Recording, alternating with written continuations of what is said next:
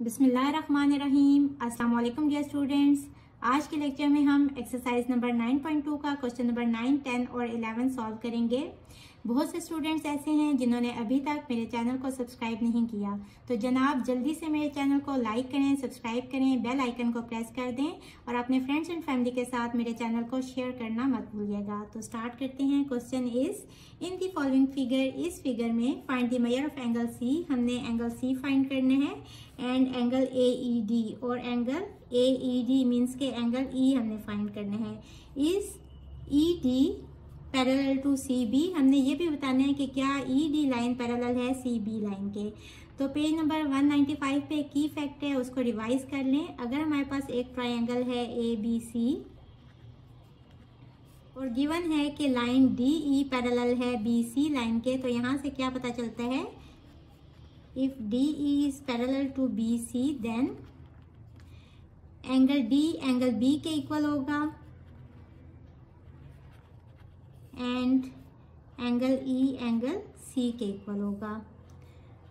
तो अगर हम यहाँ एंगल E और एंगल C को इक्वल कर लेते हैं और इसी तरह एंगल D एंगल B के इक्वल तो है ही, ये तो पता चल रहा है क्योंकि ये भी 90 का है, ये भी 90 का है। और ट्राइंगल AED में और ट्राइंगल ACB में ये वाला जो एंगल है ये कॉमन है, तो ये 40 डिग्री का है। तो सारे एंगल्स इक्वल आ जाएंगे, तो वहां से क्या पता चल जाएगा कि ये वाली लाइन इस लाइन के पैरेलल है। तो स्टार्ट करते हैं। इन ट्राइंगल AED हमें पता है sum of all angles of a triangle equal होता है 180 डिग्री के, यानी कि angle A plus angle E plus angle D कितना होना चाहिए, 180 डिग्री। एंगल A कितना गिवन है, 40, प्लस एंगल E की वैल्यू नहीं पता, प्लस एंगल D कितना है, 90। 90 प्लस 40 इज 130। 130 को इस साइड पे ले आए तो 180 minus 130 is 50 degree. Angle E आ गया 50 डिग्री। अब हम एंगल C भी फाइंड कर लेते हैं। In triangle ACB sum of all angles of a triangle equals to 180 degree means angle A plus angle C plus angle B ये equal होना चाहिए 180 डिग्री के। अब एंगल A कितना है, 40 degree, plus angle C plus angle B कितना है, 90 degree, equals to 180 degree. 90 plus 40 is 130। Angle C equals to 180 minus 130 which is equals to 50 degree.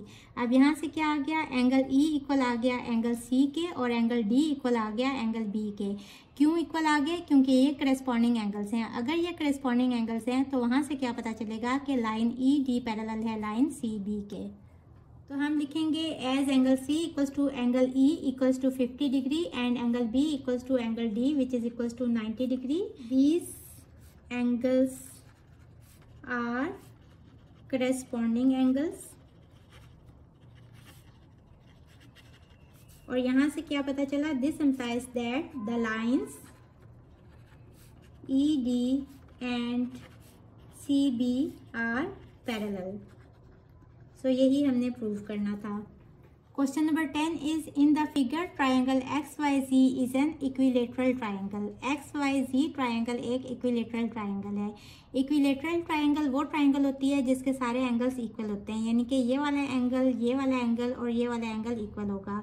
अब हमें पता है कि sum of all angles of a triangle equal होते हैं 180 degree के। ये तीनों एंगल्स इक्वल हैं, इसका मतलब कि हर एंगल कितना होगा, 60 डिग्री का, यानी कि 60 प्लस 60 प्लस 60 कितना होगा, 180 degree. And LM line is parallel to YZ। LM line जो है ये पैरेलल है YZ लाइन के। Find measure of A and B, हमने एंगल A और एंगल B फाइंड करने हैं। What type of triangle is XLM, हमने बताना है कि XLM किस तरह की ट्राइंगल है with respect two sides and angle, sides और एंगल को देखते हुए। तो सॉल्व करते हैं। In triangle XYZ suppose angle X equals to angle Y equals to angle Z which is equals to tan P. So as sum of all angles of a triangle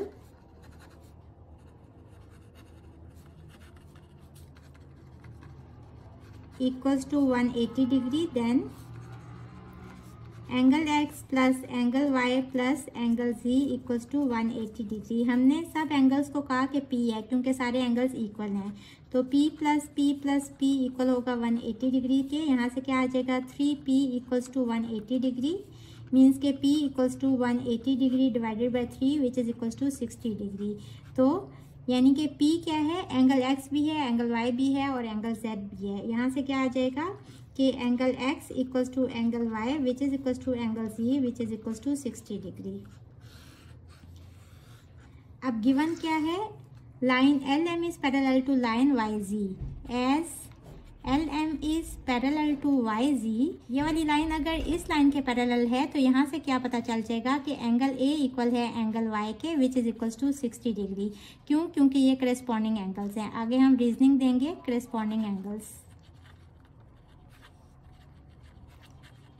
Similarly,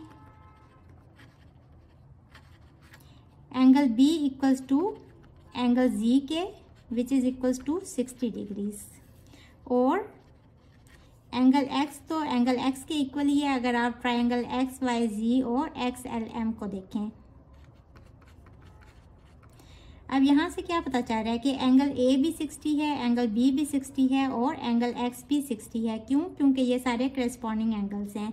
यहाँ से हम कह सकते हैं कि triangle XLM is also an equilateral triangle as all of its angles are equal. अब देखें angles कितने के हैं, 60 degree. 60 degree is less than 90 degree. हमें पता है कि 90 डिग्री से लेस हो तो एक्यूट एंगल होते हैं, और अगर एंगल 90 डिग्री से बड़ा हो तो वो ऑब्ट्यूज एंगल होते हैं। तो हम क्या लिखेंगे, triangle XLM is equilateral and acute angled triangle with respect to sides and angles. So this is our answer. Question number 11 is find the height of shorter tree. ये छोटा ट्री है, इसकी हाइट हमने फाइंड करनी है।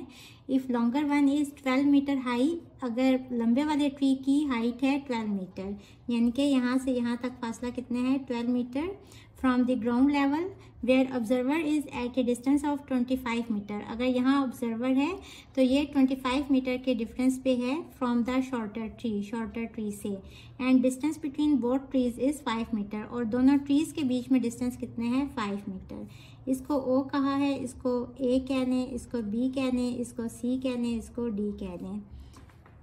Triangle OAC and triangle OBD are similar. क्यों similar हैं? क्योंकि ये सेम शेप की हैं बट इनका साइज सेम नहीं है। यहाँ से क्या आ जाएगा कि OA ओवर AB,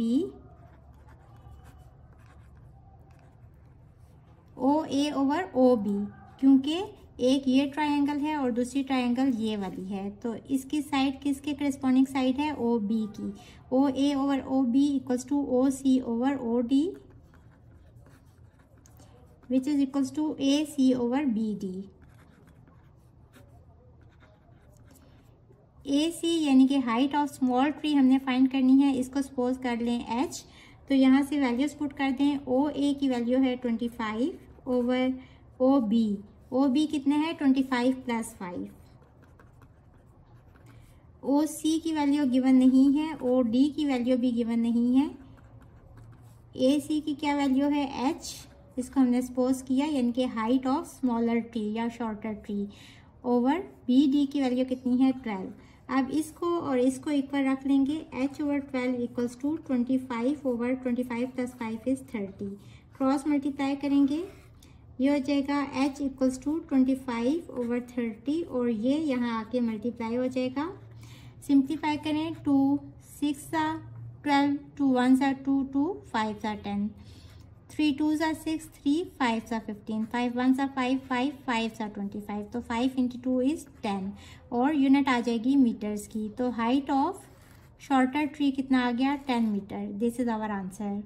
होपफुली बच्चों आपको आज के लेक्चर की समझ आ गई होगी। अगर आप मेरे चैनल पर नए हैं तो मुझे जल्दी से लाइक करें, सब्सक्राइब करें, बेल आइकन को प्रेस कर दें ताकि हर न्यू आने वाली वीडियो का नोटिफिकेशन आपको मिलता रहे। और अपने फ्रेंड्स एंड फैमिली के साथ मेरे चैनल को शेयर करना मत भूलिएगा। इसके साथ ही मुझे दें इजाज़त। अल्लाह हाफिज़।